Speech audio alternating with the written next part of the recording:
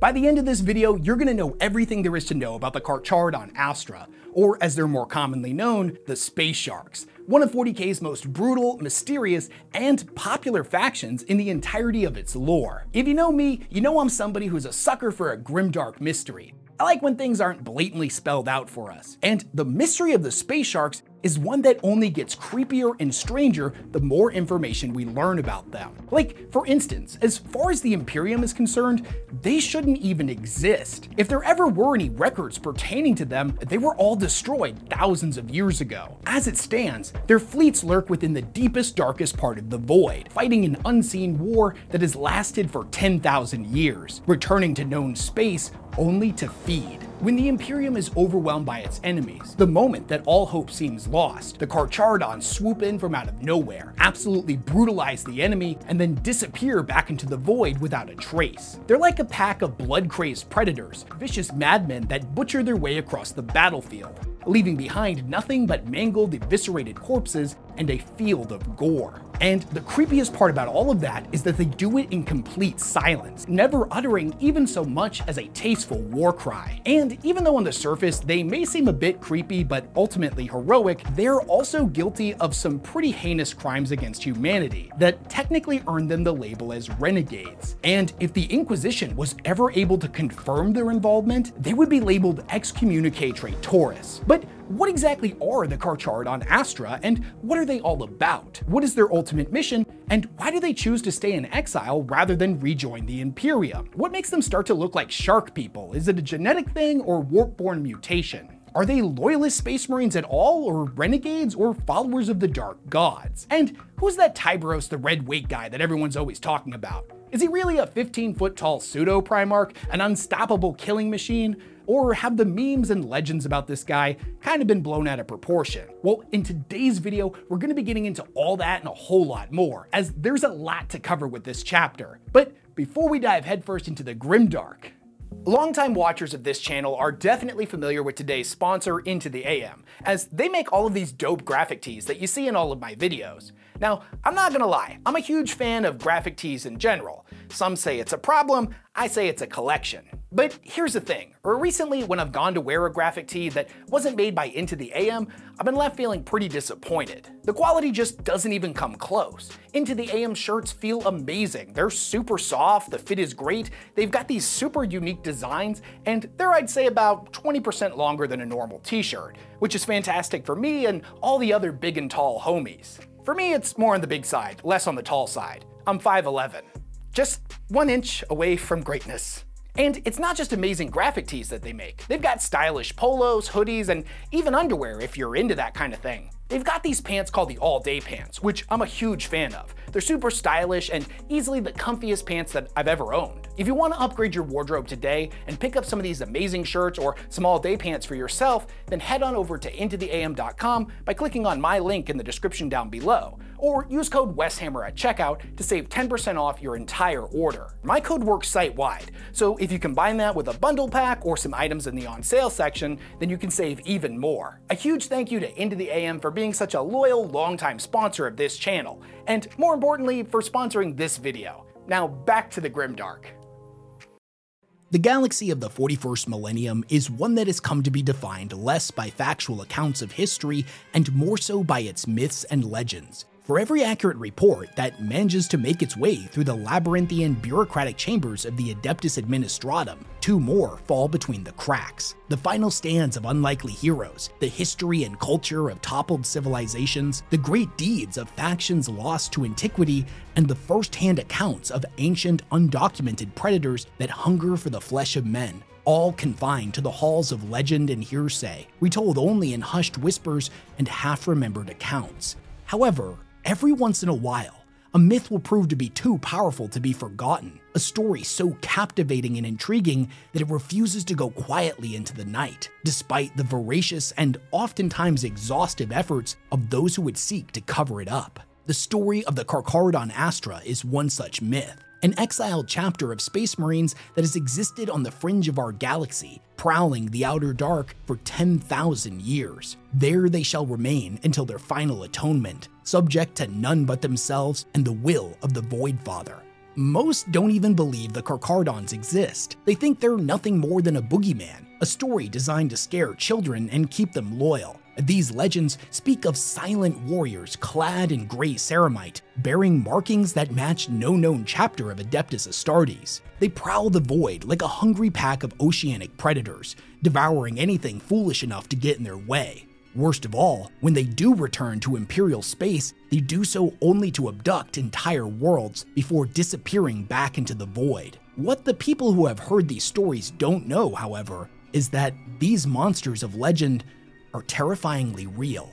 They arrive with no warning, the entire company never speaking and moving with ghostly silence until the moment they have located their prey. In that split second, they burst into violent life like ancient statues transforming into vengeful deities of slaughter, ready to reap a tithe of blood. Like blood-crazed sharks they strike, wielding devastating chain weaponry and close-range firearms, descending upon their foe in a tidal wave of brutality. Severed limbs are sent spiraling through the air as bodies burst apart in vaporized clouds of gore. The air is filled with the screams of the dying and the deafening roar of hundreds of chain axes as more of their brothers descend from the sky in screaming drop pods. Warriors clad in ancient defaced suits of Terminator armor teleport into the middle of the enemy ranks, the rotary barrels of their chain cannons already spinning to life before they've even finished materializing. It ends as quickly as it began. These wrathful predators, now stained red by the dripping blood of their foe, turn and retreat without uttering a word. The once mighty fortifications of the enemy, now left as smoldering ruins, saturated in ankle-deep gore. The populations of the planets they visit are left with a strange mix of emotions. Now, on one hand, they're beyond grateful for their savior's intervention, yet all are left shaking in terror by the supernatural savagery they've been forced to witness. Most planets the Carcharodons grace with their presence are simple backwater worlds or isolated mining colonies, all existing on the far fringe of Imperial territory. Many have not had contact with anyone off-world in decades or perhaps even centuries. Despite their isolation, these people are not ignorant. All of them know of the Emperor's angels, but the chivalrous and holy defenders of mankind depicted in their holy books are nothing like the blood-drenched killers they now find themselves face to face with. However, they will soon come to realize that their fear was well placed, and any shred of elation they may have felt is always short-lived. For the truth of the Carcharodons' deployment is that the butchery of the Voidfather's enemies was merely coincidental, and the true reason for their arrival on this backwater world was for something altogether darker, as is their right, gifted to them by the Forgotten One in their edicts of exile. This planet has been marked to pay a tithe in flesh. As swiftly as it all began, the Carcharodon Astra departs once more, returning to the void, like a great oceanic predator returning to the murky depths below, having only surface to feed. They leave behind no trace of their existence. Every shell casing, every discarded scrap of ceramite, every broken tooth from their chain axes, all gathered with reverence and brought back to their fleet. So too is the entire population abducted and forced into the bonds of slavery. Those too old to be initiated as new Space Marines will instead fill the role of chapter serfs, serving their new masters as they hunt mankind's most ancient enemies. It may take years for the Imperium to send someone to investigate the planet, an event that normally occurs after the world's tithes stop coming in. The story is always the same. The world is always abandoned, its cities deserted, and its great factories silenced. Despite the exhaustive efforts of the Inquisition to catalog and explain these events, they are ultimately always recorded as simply another entry in an ever-expanding list of unexplained mass disappearances. The Carcharodons' existence is one characterized by a constant lack of resources, grim necessity, and brutal violence. They alone know the importance of their mission, and to lift their veil of secrecy, to reveal themselves to the wider Imperium, would mean they would be subjected to its laws and regulations, ultimately only hampering their effectiveness. So instead, they choose to stay hidden, adrift in the dark places between stars, forever hunting the alien, the witch, and the heretic, wherever they choose to harbor. We are the protectors of humanity and its judges. When the shadows strike, we strike back. From the outer darkness we come, and into the depths we shall return. The black sea beyond the stars calls to us.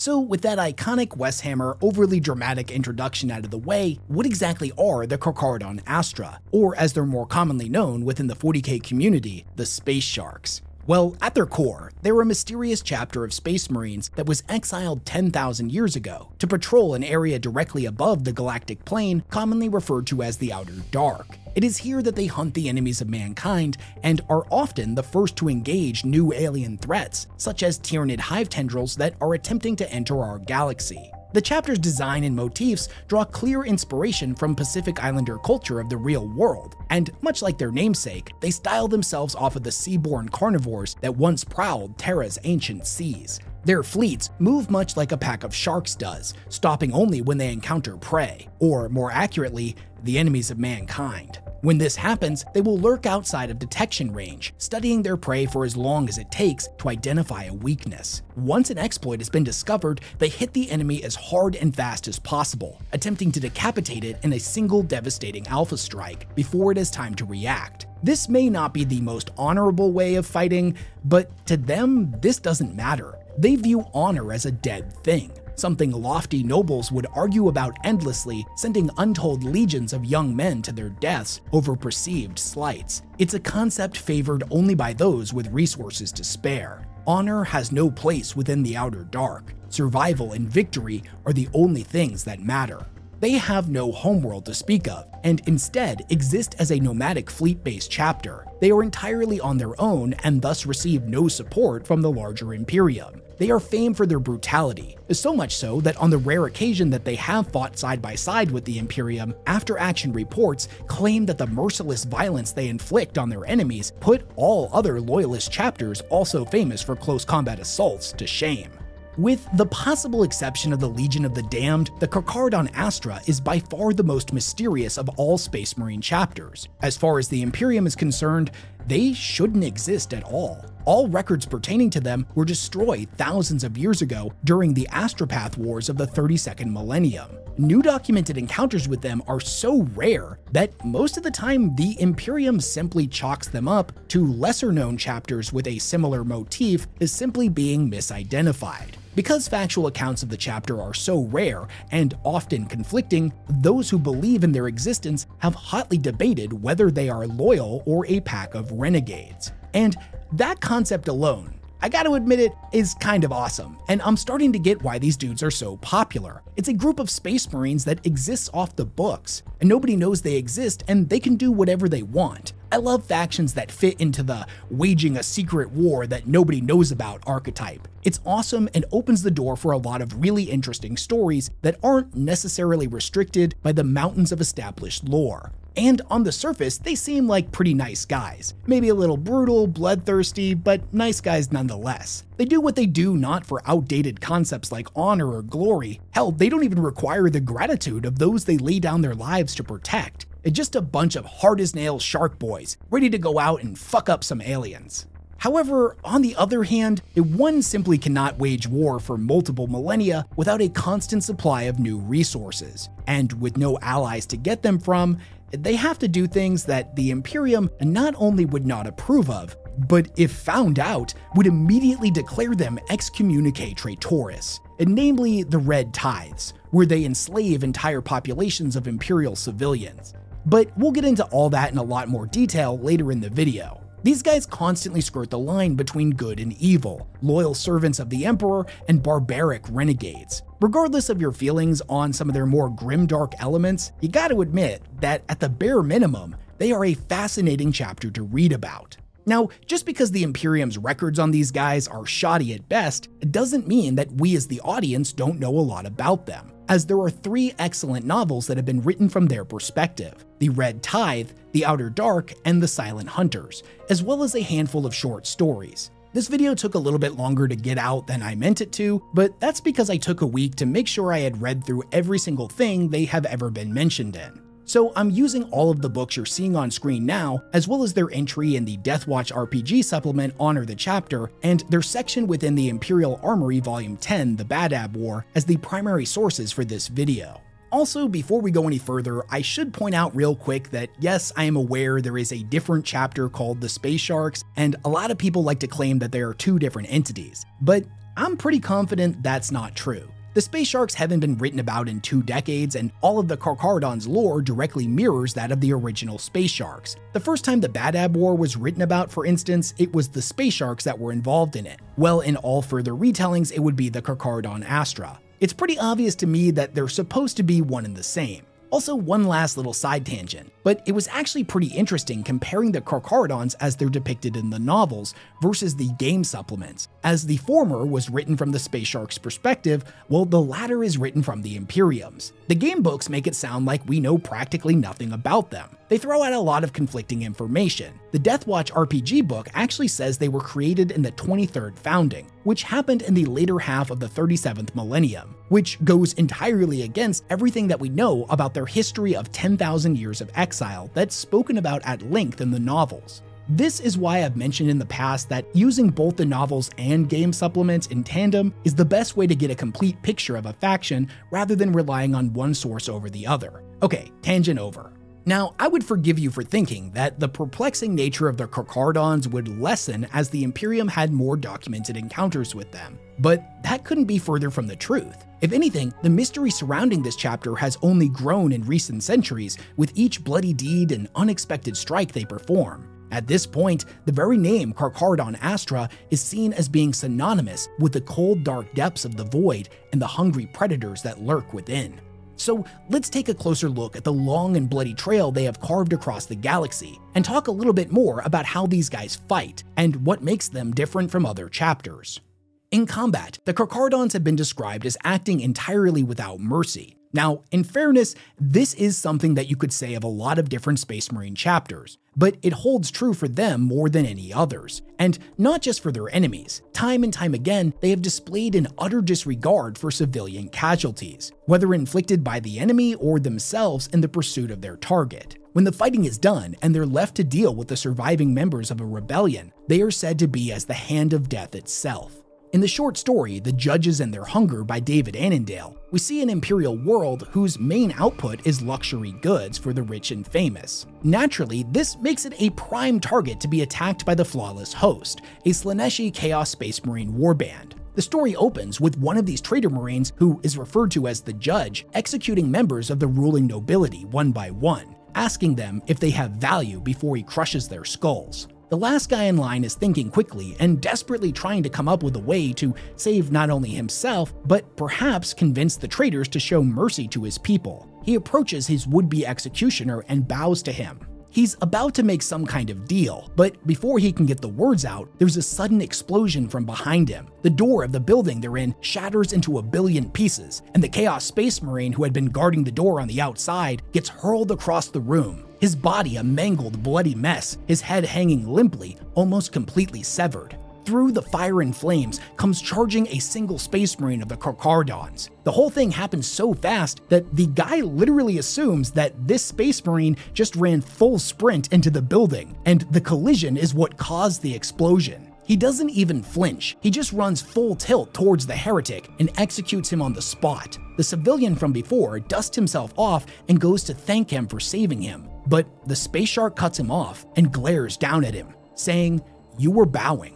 The guy chokes on his response, fear welling up in his throat. "You were abasing yourself before the traitor," he says. The story ends with him staring up into the cold, unflinching eye lenses of this world's true judge and executioner.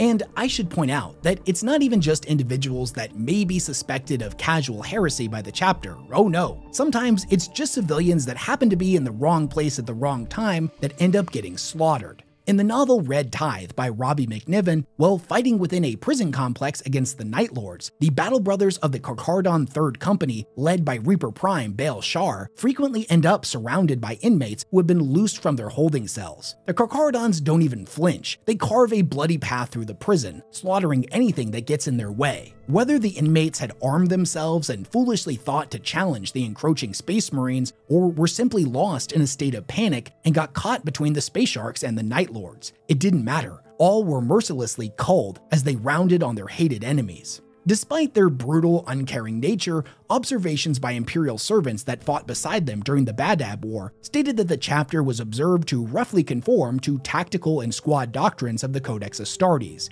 which is surprising considering that they've been completely isolated for 10,000 years, and it's not like there's anyone out there to hold them accountable for choosing not to use it. If any deviation was observed, it was normally just in terms of aesthetics, iconography, and systems of rank, choosing instead to adopt a system of highly totemic markings that held meaning only to them. The Carcharodons utilized librarians and chaplains much like other chapters, and although support units such as tech marines and apothecaries were incredibly rare amongst their ranks, it was believed that the majority of them would end up staying behind with their fleet, rather than taking to the battlefield themselves. Now, such behavior is not exactly uncommon for fleet-based chapters, and with the Carcharodons specifically, who operate in exile with incredibly limited resources, it was most likely that they saw such valuable battle brothers as being too important to risk unnecessarily. When they were first observed actually fighting during the Badab War, they were said to be like a raging pack of barbarians that eerily fought in complete silence. They were desperate to get into close combat as quickly as possible, favoring shock assault style tactical deployments. Yet, upon closer inspection, at least in the words of Tarnished Vale, a member of the Firehawks who fought beside them and submitted after-action reports, they also seemed highly disciplined and well organized, their hierarchy and methods of organization being veiled in secrecy so thick that they were utterly impenetrable to outsiders. Their companies were similar in form and function to a Codex battle company, but were usually supplemented by a sizable auxiliary force of scouts, spearheaded by a dedicated detachment of Terminator veterans who served as bodyguards for the company's commanding captains. Now, although the Carcharodons are no strangers to fighting with armored vehicles or deploying ancient dreadnoughts into combat, and most of the time they rely on a large corps of Space Marine infantry to carry the day. They don't like fighting on the defensive and, as often as possible, choose to be the aggressors, initiating combat operations on their terms. They have demonstrated a complete disdain for any kind of protracted engagement, instead preferring to approach their targets with extreme speed or stealth in order to fully capitalize on the element of surprise. Now, this is where all of those scouts come in. These Space Marines in training will move ahead of the main force via land speeder or attack bike in order to probe enemy positions and identify weak points. Once they've identified a suitable vector of attack, their Carcharodon forces will hammer said weak points with an overwhelming strike. Now, under normal circumstances, a Space Marine battle company may choose to bombard the enemy from afar or send in an armored spearhead. But not the Space Sharks. They want to catch their enemies off guard and hit them with an overwhelming surprise of drop pods, thunderhawks, and mass teleportation. These assault forces are traditionally made up of a mix of tactical Marines, assault Marines, and Terminator veterans, the Marines moving quickly to close ground between them and their foe, engaging in hand-to-hand combat and unleashing the firepower of their weaponry at nearly point-blank range, even if those weapons are a Devastator squad's multi-meltas or las cannons. It doesn't matter what type of Marine they are, whether they're a member of an aforementioned Devastator squad or a dedicated assault unit. Every single Carcharodon was observed carrying a plethora of vicious melee weapons, whether they be humble bayonets, blades, or chain weapons, the latter being a favorite amongst the chapter for the shock value they hold when they rip and tear into the foe. And speaking of ripping and tearing, having their armor splattered in the enemy's blood is an act they refer to as a bloodening, and it holds great significance amongst the chapter. In fact, they've got these Terminators known as the Red Brethren that are said to be the right hand of Tyberos the Red Wake, the Carcharodon chapter master. They work alongside other Carcharodon companies and will follow the orders of their respective captains. But at the end of the day, their loyalty is to the Red Wake first and foremost. If the goals of the captain ever deviate from what the goals of the Red Wake are, they will always defer to the chapter master. With the artwork on screen, you may be wondering why they're called the Red Brethren if their armor is normally pearly white. And don't worry, that doesn't last for very long. Here's a quick demonstration of what happens in just a few moments after they've been deployed. There we go, much better. Unlike with other Terminators used by the chapter, the Red Brethren are called in by a company master after their unit has already engaged in combat. They can only be deployed once, and then that element of surprise can't be used again. So it's critical that the company master deploy the homing beacon at the absolute perfect moment. The Red Brethren have demonstrated getting pretty pissy in the past if they feel like they were called in too early. Anyways, back to our Carcharodon assault. So I want you to imagine this. You're a military force, you're dug into a fortified position, and you're no stranger to what comes next. The enemy's going to utilize some siege equipment, maybe make an artillery strike or two, and send in some heavy armor to try to break their way in. They're gonna launch a bunch of probing attacks to try to root you out of your position. What you're not expecting, however, is everything to be quiet and still one moment, and in the next, you've got dozens of drop pods coming in right on top of you, unloading a bunch of chainsaw-wielding super soldiers that kick the doors down and run at you full sprint. Terminators teleporting in all around you, their guns already firing before they even finished materializing. You look around and you're like, Jesus Christ! Just as a dude eviscerates you with a chain axe. I'm not gonna lie to you. As straightforward, unsubtle, and barbaric as this strategy may seem, more times than not, it tends to be pretty damn effective. And in the rare few times that it isn't, the Carcharodons will suddenly retreat just as swiftly as they arrived, fading from the battlefield like a ghost and leaving their prey wounded and bloody as they circle around for another strike. Whether that retreat was not needed or the second strike proved to be even more successful, eventually the Carcharodons will press the attack further, committing themselves fully to the assault as they dig in deeper, ripping and tearing at the enemy's vitals in order to inflict as much carnage as possible.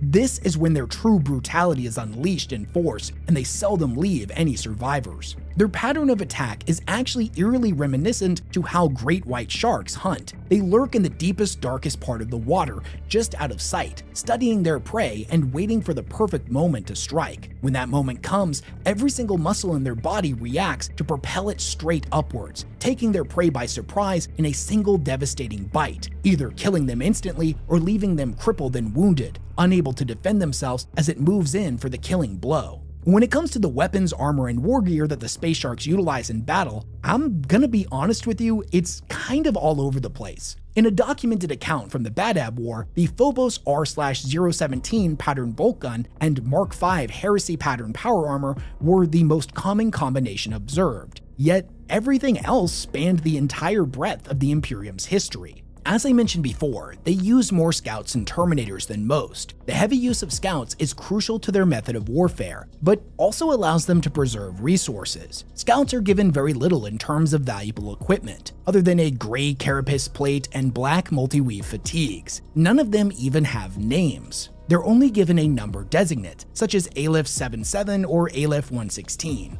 Oftentimes, a scout will be bloodied dozens of times and will be in service for over a decade before they trade in their carapace plates for the coveted power armor of the battle company. In fact, when you look at a Carcharodon scout force that has a lot of veteran scouts like this, it's indicative that they haven't taken a Red Tithe in a long time and are in desperate need of fresh blood. But we'll get into their tithing later in the video. Most of the suits of Terminator armor that they have been clearly modified or augmented in strange, unorthodox ways in order to keep them combat operational. Old wounds and the scars of hundreds of battles can be observed on their surface, and most having been repaired enough to keep them functioning, but under normal circumstances, this would not be considered worthy of Imperial standards. They are a chapter functioning with limited resources, as will become a major theme throughout this video. And when it comes to their equipment, they have to use what they can get and maintain what they already have. They don't have the luxury of having a bunch of fancy special issue equipment that is unique to them like other chapters do.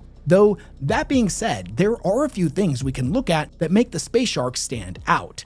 First and foremost, they have an affinity for chain weaponry, as I mentioned before, most of which sport teeth in the shape of shark's teeth rather than the traditional chain teeth.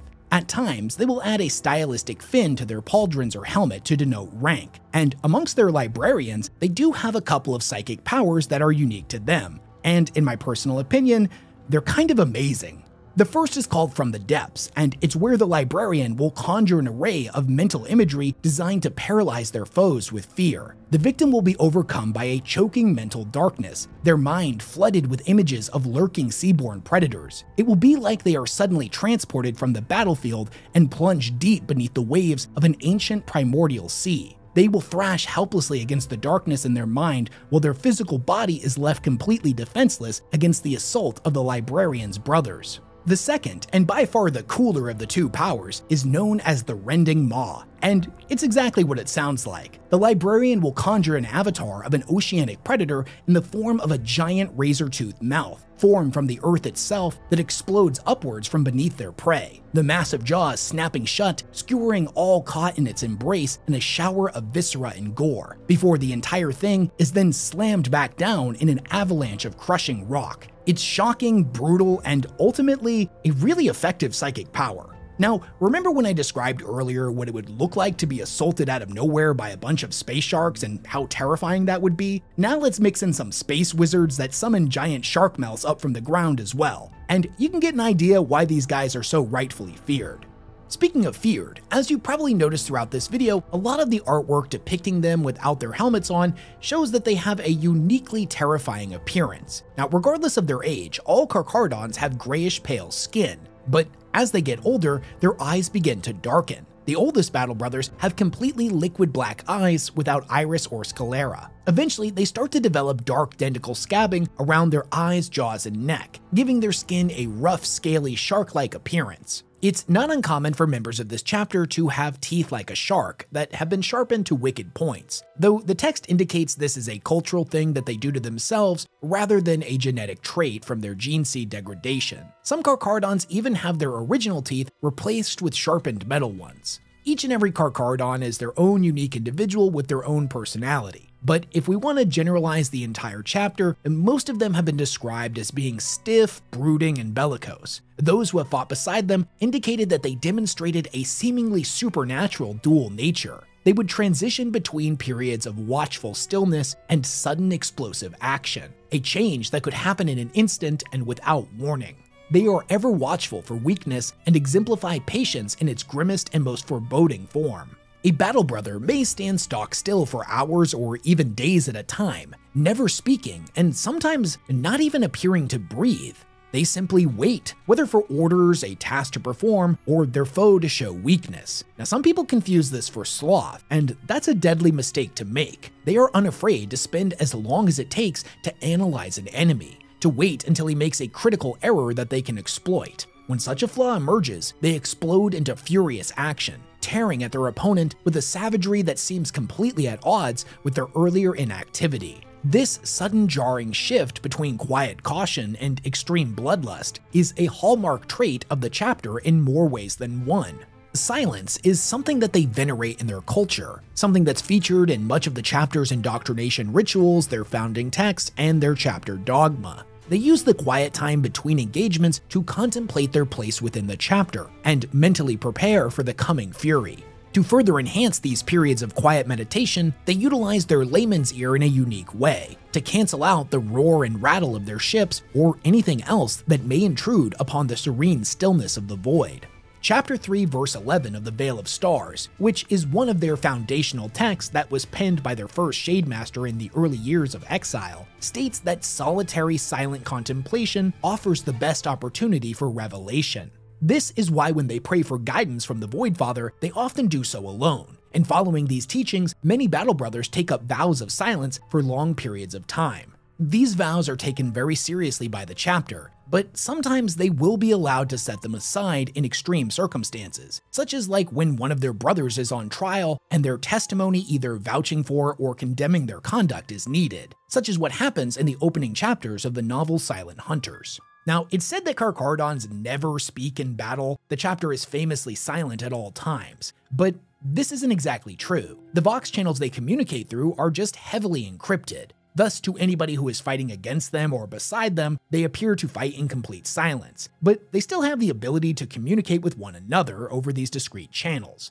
Even still, as silence is an integral value of the chapter, communication is normally brief and to the point during combat operations. This appreciation for silence is also exemplified in their use of chirostasis tanks. Now, these guys have been prowling the Outer Dark for 10,000 years, and thus the normal avenues of recuperation and replenishment utilized by other Space Marine chapters are rarely ever open to them. Thus, they view suspended hibernation as a valuable period of quiet rest between combat and training cycles. It's stated that these tanks are used more frequently by the younger Marines, as they're effective at alleviating deep void sickness. However, as the Carcharodons age, they find it harder and harder to rest, even through long voyages. Their chief librarian, Tekaharange, for example, is easily the oldest amongst them. All records indicate that he is only 3 generations removed from the first exiles, and supposedly this dude hasn't used his tank in several centuries. Now, just a quick side note here, because I know people are going to have questions about that when I bring up the fact that there could be a Space Marine that's thousands of years old, and although that may be true, the details on his age are a little murky. Because the chapter utilizes cryostasis so frequently, it's not like he's been active that entire time. He's still absolutely ancient by Space Marine standards, but probably hasn't been active as many years as, say, another famously old Marine like Dante of the Blood Angels. Anyways, back to the topic of communication and silence. When the Carcharodons do speak, they do so exclusively in High Gothic. And you can think of the difference between Low Gothic and High Gothic as being the difference between English and Latin. So that's already pretty formal, but this isn't just regular old High Gothic either, oh no. It's High Gothic from 10,000 years ago. They frequently use terms, phrases, and monikers that no one has used in thousands of years. Not only does this make it incredibly difficult to communicate with them, as most people don't speak fluent High Gothic, but when they do find somebody that understands this particular dialect, they come off as unnervingly formal. And it makes sense when you think about it. They would speak the same dialect that was common before they were exiled, as they rarely interact with anyone outside of the chapter. And then even then, within the chapter, although they do speak to each other regularly, because of their veneration for silence, the halls of their ships are not normally full of idle chatter. Anyways, silence is only half of who they are, as on the other hand, all members of the Carcharodon suffer from an extreme bloodlust that can overpower their senses in battle. They refer to it as the blindness, as the overwhelming desire to kill can become all-consuming, rendering them blind as they lose themselves to frenzy. This is something they all must actively fight against, as to give in to these primal desires is to lose focus. It is to be blinded by fury. Being unable to control this is not only dangerous to the individual, but could end up getting his brothers killed if they lose the ability to think critically in the heat of battle. This internal fury is a tool that can be of great benefit to them when harnessed appropriately and guided. But to lose yourself to bloodlust is considered a great dishonor amongst the chapter. In the novel Red Tithes, one of the enemy Night Lords remarks on this, having grown frustrated fighting against them. He claims that in the past, he had fought against other quote-unquote blood-crazed chapters, such as the Red Knights of the Blood Angels and the Space Wolves. The bloodthirst of the Carcharodons seemed exactly the same as with these other loyalist chapters on the surface, but there were 2 key differences that he found deeply unsettling. First and foremost, these Marines fought in complete silence, no screams of rage or unrestrained battle cries. And second, although apparently frothing and eager to get into hand-to-hand combat, they seem to be able to retain complete tactical awareness. On multiple occasions, they refused to take the bait when the Night Lords would have their cultist squads retreat from combat towards carefully laid ambushes. These are tactics that had worked for them against the Blood Angels and the Space Wolves, but it didn't work against the Carcharodons. Also, at one point, the Night Lord's 4th Claw managed to gain the upper hand against them, splitting and outflanking a squad that had pushed too far ahead. However, the Grey Armored Space Marines did the unthinkable. They broke from the combat and disengaged, indicating that their blood-crazed close combat fury was matched by their discipline, self-control, and situational awareness.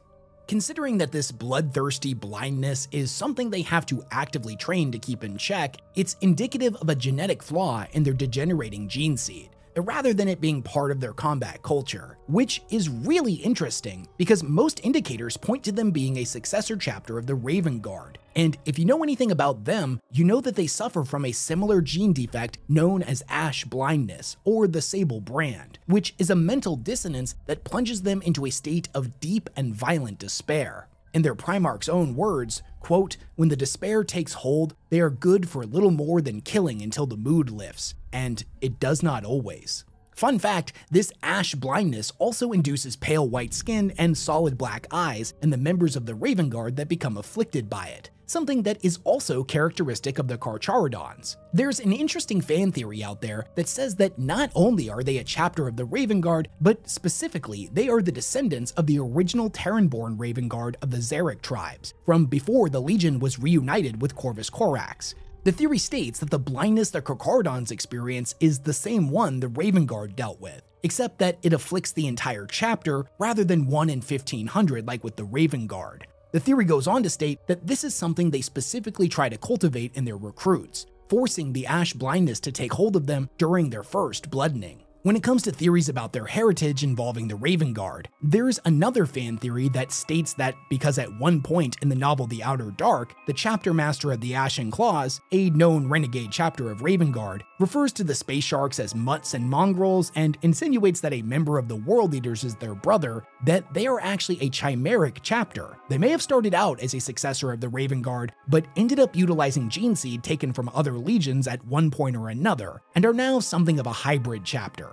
But at the end of the day, these are both fan theories, so take them with a grain of salt. As of the recording of this video, there is nothing that makes a definitive statement about their history other than that when their gene seed was studied, it was noted as being free of corruption and had several markers that were common amongst gene seed samples taken from the Raven Guard. For the most part, the official text keeps things vague, but gives us a lot of hints here and there, some being more obvious than others, but all maintaining a certain degree of plausible deniability if Games Workshop ever decides they want to go in a different direction with these guys. All that being said, in my own personal opinion, I would probably put more stock in that first theory. But again, it's all just speculation.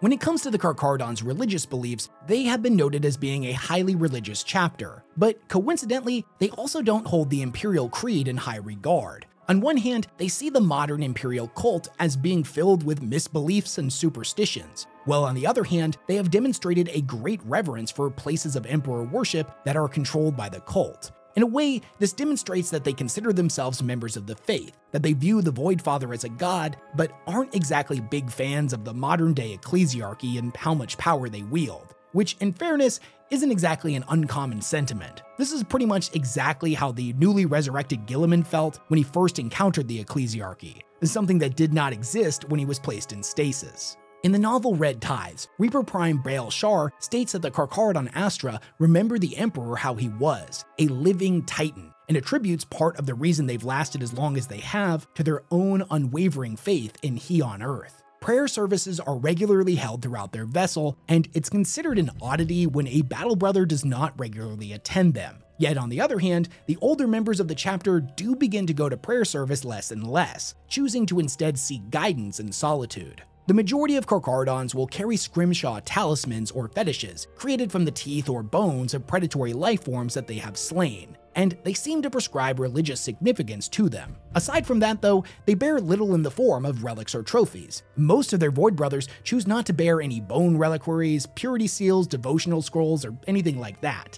For the most part, they keep their armor pretty bare, the major exception being their exile markings. And these are stylistic marks that anoint a Carcharodon warrior's skin and armor in swirling oceanic patterns, each and every one representing a great personal honor, whether that be a victory or a great deed the warrior managed to accomplish. The author of much of the Carcharodon's written lore, Robbie McNiven, said that they were inspired by the tattooing practice of Tau Mako, a practice by the indigenous people of New Zealand. To earn one of these marks, one of their brothers must personally vouch for the individual. Then a superior approves the creation of the mark. The warrior must do them himself, utilizing an ink stylo on his skin or a cauterizing stylo on his armor. Although the markings on their own skin by their very nature are unique to them, it's not uncommon for power armor to have many owners over the years, being passed down to a new Marine at the time of the original owner's death. In cases such as these, the previous exile markings are left intact to honor the fallen, while the suit's new owner simply adds their own deeds in tandem. And this is actually a really big deal when a suit of armor is going to be passed down, as touching the armor or weaponry of one of your superiors is considered a great taboo within the chapter. They view them as tapu, meaning of great spiritual significance. The honor of touching them is left only to their owner, the suit's inheritor, or the sanctified serfs that have been tasked with their repair. Now, oftentimes, when an individual does inherit such relics, there can be a difficult transitionary period for them. Even when taboo no longer applies, for a while they still view the idea of wearing these things as anathema.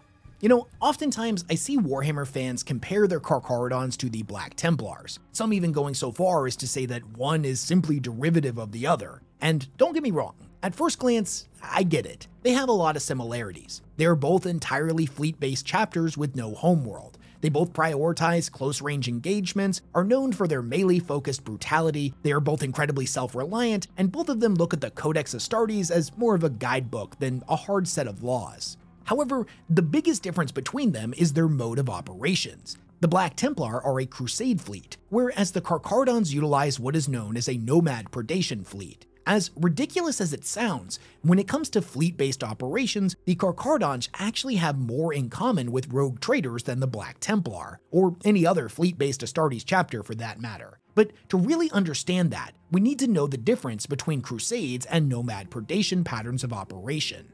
A crusade is something you're going to see in 40K come up pretty frequently. It's an imperial term used for a large-scale military operation that traditionally combines a wide array of imperial forces in order to conquer multiple worlds in a single offensive. Crusades range in complexity and scope, but are traditionally large enough to contain dozens, hundreds, or even thousands of smaller-scale campaigns within them. Crusades will continue until their objectives have been met and they are considered a success. During their lifespan, they will make routine stops in Imperial-controlled territory in order to resupply, repair damaged ships and equipment, and take on new recruits to replace those who have died in combat. With the Black Templars specifically, there is no end goal for their crusade. The chapter has always been crusading, and in all likelihood will never stop. Crusades, by their very nature, mean they have to be somewhat self-reliant, but frequently they will be supported by the wider Imperium. They will receive military aid from other Imperial factions, as well as have access to frequent resupply points throughout their duration.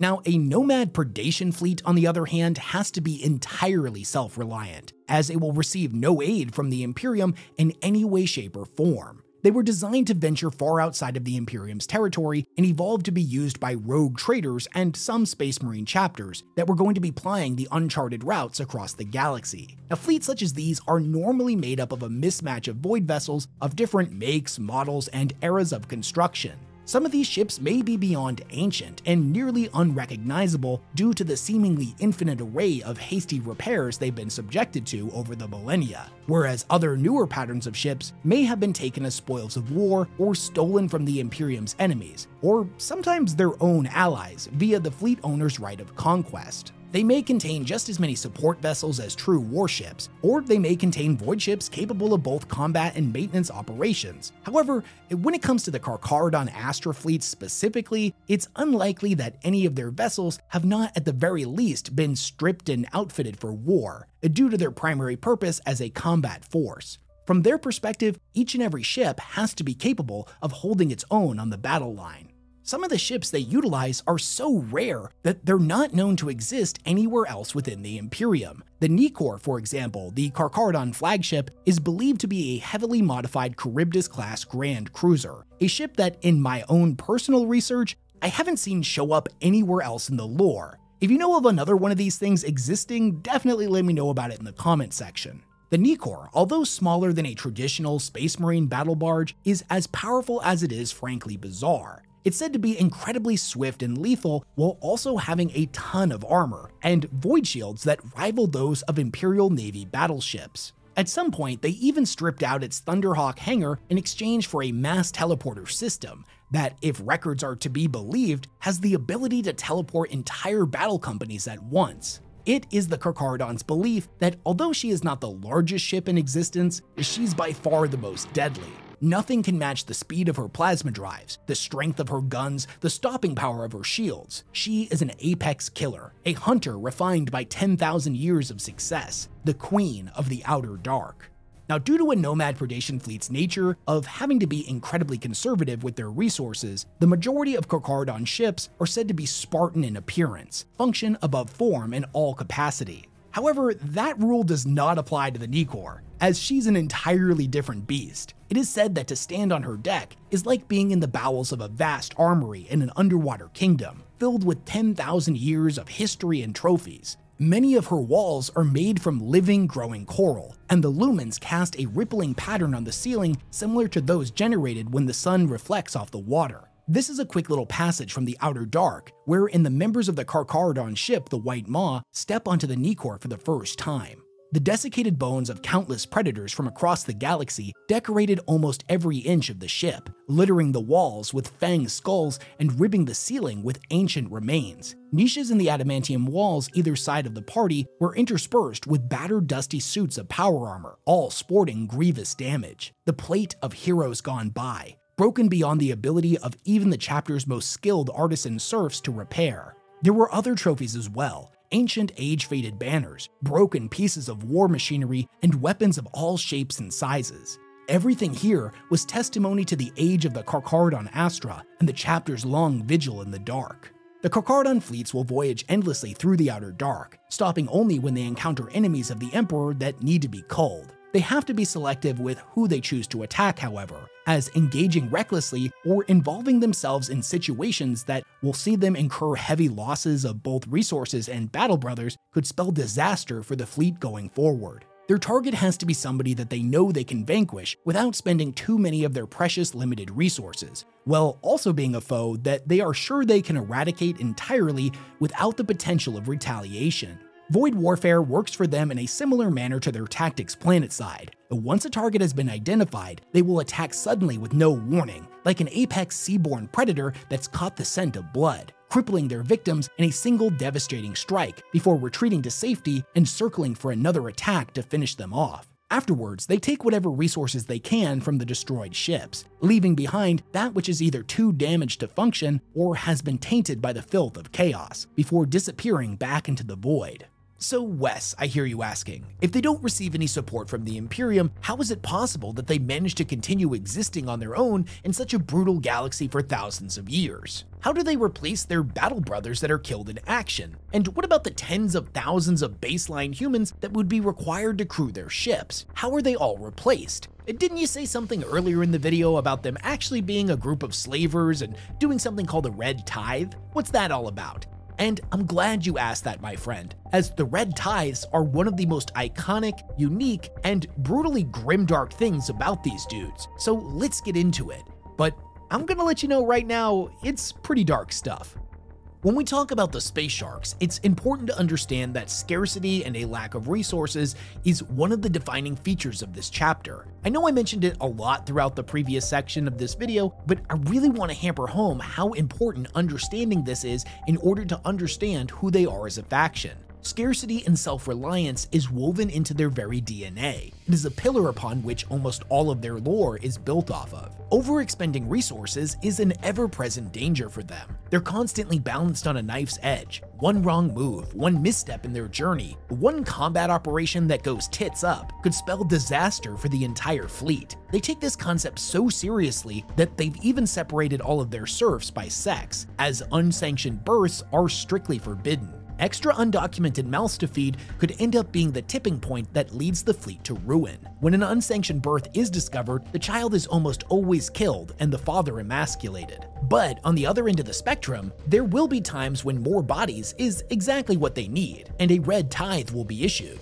In its simplest terms, a red tithe is one of the rights granted to them in their original edicts of exile that allows them to forcefully take new recruits, whether young men who will one day become Astartes or in the form of serfs to crew their ship, from the local populations of backwater imperial worlds, specifically without imperial approval. The terms of the Edict of Exile are known only to them, as it was established 10,000 years ago, and like most things involving this chapter's history, all records pertaining to it on the Imperium side have been purged. So what this actually looks like in practice is that they show up on a planet completely unannounced, drop in, assist the locals if they're currently under attack, and once that's all taken care of, they sorta enslave the entire population. And we're not just talking about a couple of dozen people here or there, oh no. Sometimes they'll take populations that number in the tens of thousands, all without the Imperium even knowing what's going on.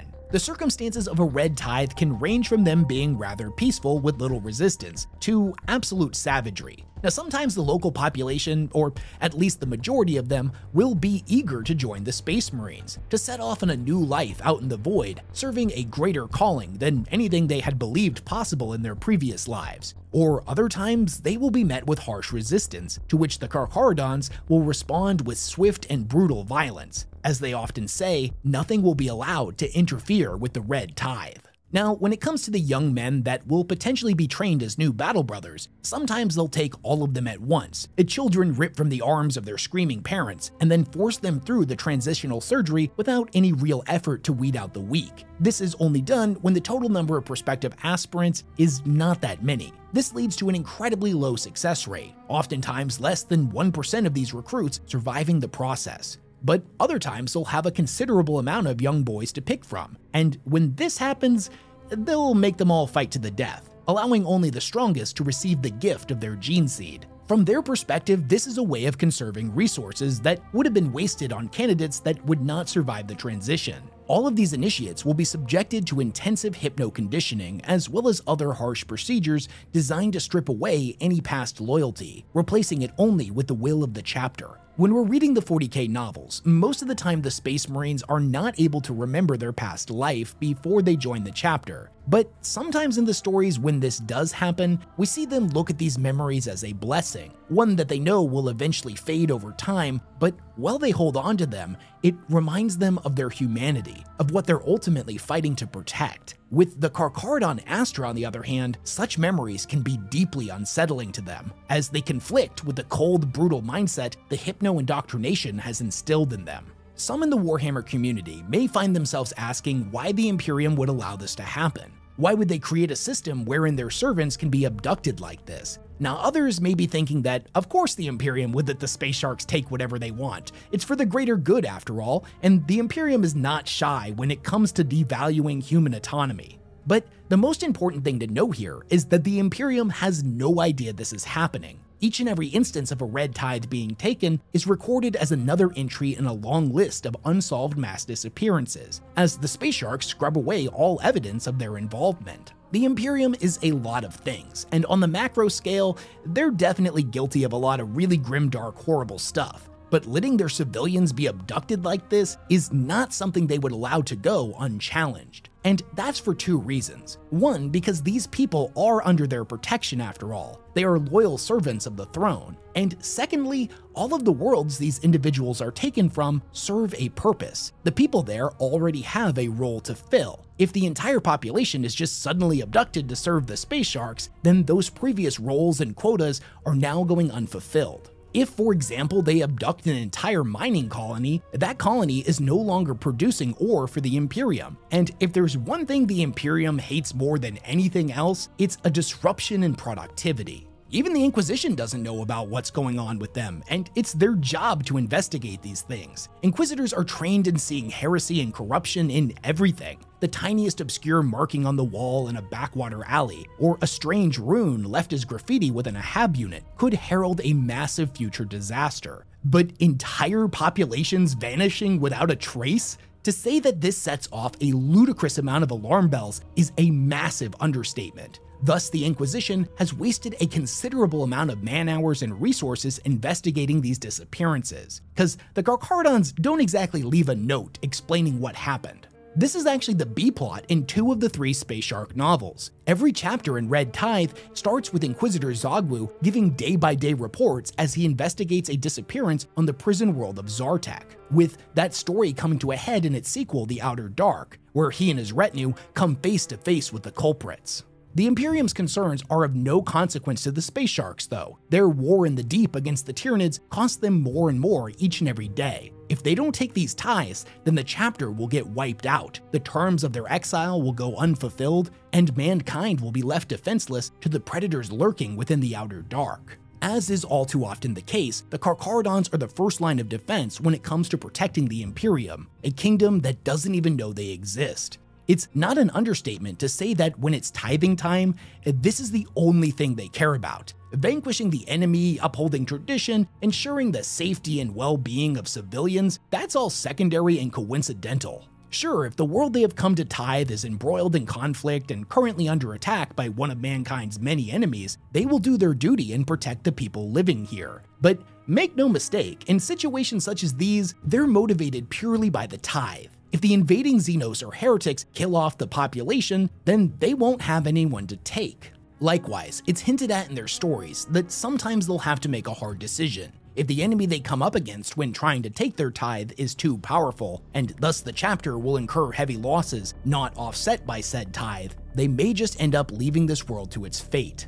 Earlier in the video, I mentioned that in the Red Tithe novel, we see the Carcharodons fighting through a prison complex against the Night Lords, but I didn't mention what the crux of that story was all about. You see, both the Night Lords and the Carcharodons have come to this world to take a tithe of its prisoner population, and that's what ultimately sees them going up against each other. It's also worth mentioning that within this massive group of prisoners is one young boy who is psychically gifted, and he's not just a psyker. All indicators point to him having ludicrous latent psychic potential, and if trained properly, could be an incredibly powerful librarian, a worthy successor to their chief librarian, Carcharodons. More so, he's completely uncorrupted by the warp. And you want to talk about resources that are rare in the Outer Dark? It's a 100% uncorrupted psyker. That's something that almost never happens. Both the Space Sharks and the Night Lords are after this boy. The Night Lords want to use him as a vessel to shove a powerful demon into, and Carcharodons wants to take him on as his personal apprentice, as this dude is beyond ancient, and he knows he's not going to be around forever.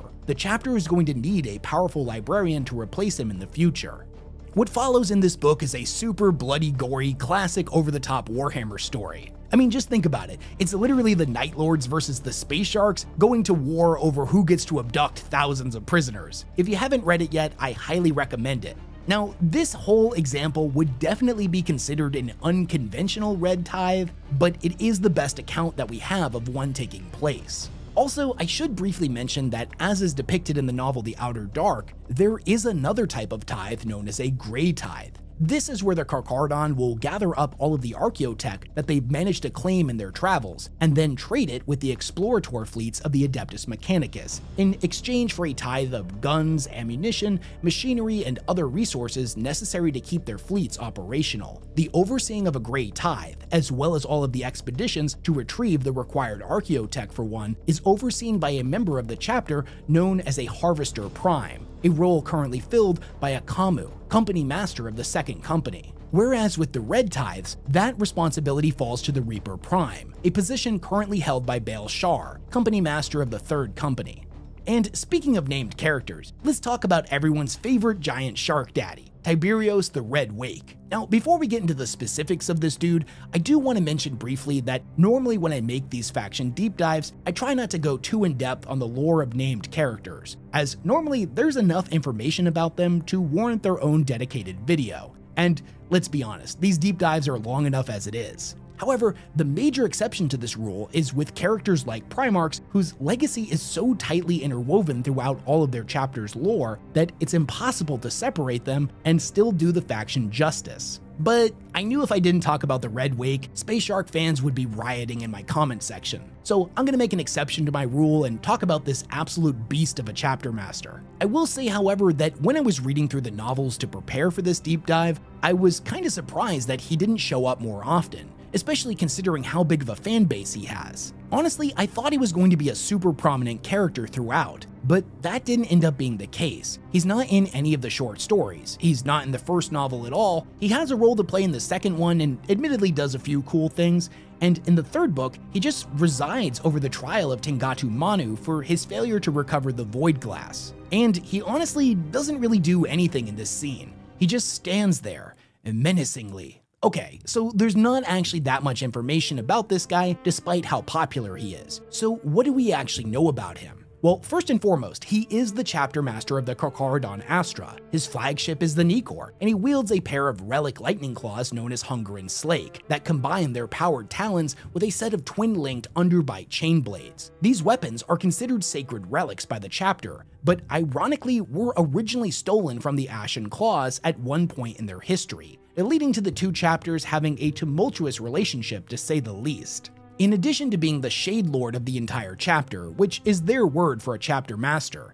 he is also the company master of the elite First Company. And this is where the Red Brethren I mentioned earlier in the video come in. The entire company is made up of these dudes, and they act like his eyes and ears. They are frequently deployed to assist other companies on missions of critical importance. Tyberos is said to be incredibly intimidating, both physically, as he's said to be a giant clad in modified Terminator plate, but also mentally, as he radiates an aura of imminent violence. Exact figures on how big this guy is are never really given. The most accurate depiction we have comes from the Outer Dark, where it is said that he stood about a head taller than his brothers. So realistically, the memes about him being 10 to 15 feet tall are crazy overblown. He's about the size of a Primaris Marine. I know it doesn't really make sense for the lore, but if we ever did get a Primaris version of this dude, I'm sure Games Workshop would lean into him being absolutely enormous, and he'd probably be larger than most others who have crossed the Rubicon. But that hasn't happened yet. The whole thing about him being the size of a Primarch or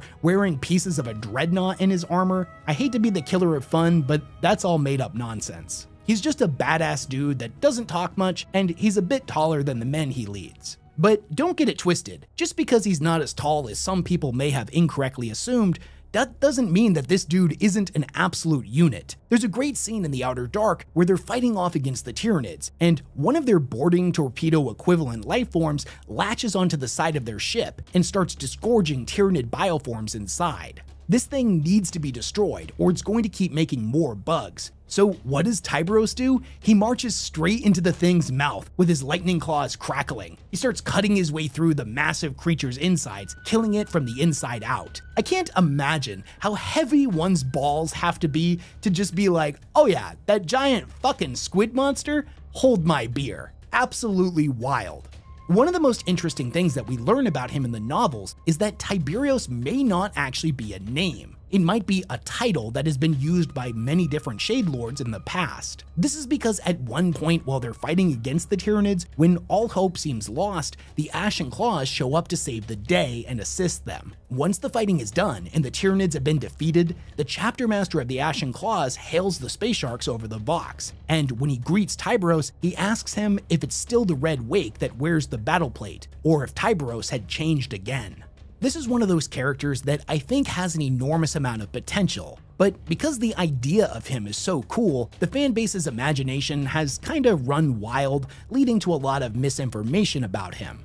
It honestly blows my mind that Games Workshop hasn't given him a dedicated novel yet. Like, I'm actually positive that that's something that's in the works. I'm sure that will happen in a year or so, but it hasn't happened yet. When it does, I'll certainly make a dedicated video with all of the juicy new tidbits of lore that we learn about him. But as it stands right now, Tyberos is kind of like the Carcharodons themselves, a figure shrouded in mystery, falsehoods, and half-remembered truths. So we'll just have to wait on Games Workshop to give us a bit more insight into this beloved character. If you made it all the way to this point in the video, I feel like I need to be honest with you. Before I set out to make this deep dive, I didn't really think much of the Space Sharks. I mean, their Pacific Islander motif was cool, and I loved the shark symbolism within the chapter, but I didn't really understand why they were so popular. And if you're new to the 40K community, you may not understand just how rabid their fanbase is. Space Shark fans are a breed of their own. They absolutely love these guys and will fight to the death anyone that speaks ill of the Carcharodon Astra. I've seen it happen several times in the past, it's crazy. They're not as bad as the Dragon Ball fans over in the anime community, but they're probably the closest thing that we have in the 40K crowd. And over the last week, having read literally everything that exists on these guys, I gotta tell you, I finally get it. I understand why their fans are so passionate about them. I love the idea of a chapter of Space Marines that's completely removed from not just the Adeptus Astartes, but the Imperium in its entirety. They're as close as you can get to loyalist renegades, fiercely loyal warriors ready to lay down their lives in wars that will go unrecorded and unremembered, acting as our first line of defense against the eldritch horrors that prowl the edge of our galaxy. Now, here's the thing. I don't have anything against loyalists. I definitely like several of the loyalist chapters, but I tend to find myself gravitating more towards the Chaos Warbands, because if I'm being brutally honest, sometimes the loyalist Space Marines can feel kinda samey. You've got your red ones, your green ones, your blue ones, the same thing with a different paint scheme. Now obviously I'm being hyperbolic, but I think you get what I mean. But that's not the case with the Space Sharks. They're a massive breath of fresh air. They break away from the loyalist mold that is used way too often and do something totally different. They're accountable to no one but themselves. No law can leash them, no edict bind them. They go where they choose and operate how they see fit, with no oversight from the Imperium, like a fleet of apex predators ready to hunt down the heretic, the mutant, and the alien wherever they rear their head. I love the juxtaposition between their vows of silence and their sudden, brutal, explosive violence. I love the Pacific Islander-inspired culture, and I love all of the shark stuff. I love their dual nature as a fiercely loyal defender of humanity and an evil renegade slaver. And I'm not gonna lie to you, the concept that they speak outdated High Gothic, so most of the people can't understand them anyways, and those that can say that they're too formal, to the point of it being aggressively uncomfortable. Like, I don't know. Something about that is just so relatable and hilarious to me. And as awesome as all of that is, there's also something so melancholic about these guys. Like, underneath all of the bombast and the explosions and the bloody gory fun times, the real core of their story is deeply depressing. They've existed on their own for 10,000 years with no support. They have no friends, no allies, no cousins and other chapters that they can call upon for aid. They've been decimated over and over, pushed to the brink of extinction and forced to rebuild. Yet time and time again, they plunge back into the depths of the outer dark, ready to lay down their lives in defense of a kingdom that doesn't even know they exist. There are no great halls venerating their fallen battle brothers, no banners hanging in the chapels of Holy Terra honoring their many victories and many more great sacrifices. If their fleet was to end up getting wiped out, 10,000 years of history would be gone in an instant. They would die alone and unremembered. Yet none of that matters to them. They continue on, for they alone know the importance of the mission tasked with them by the Forgotten One. In the outer darkness they shall remain, ravaging the foes of mankind until they achieve their final atonement. From the outer void they come, darkness there, and nothing more.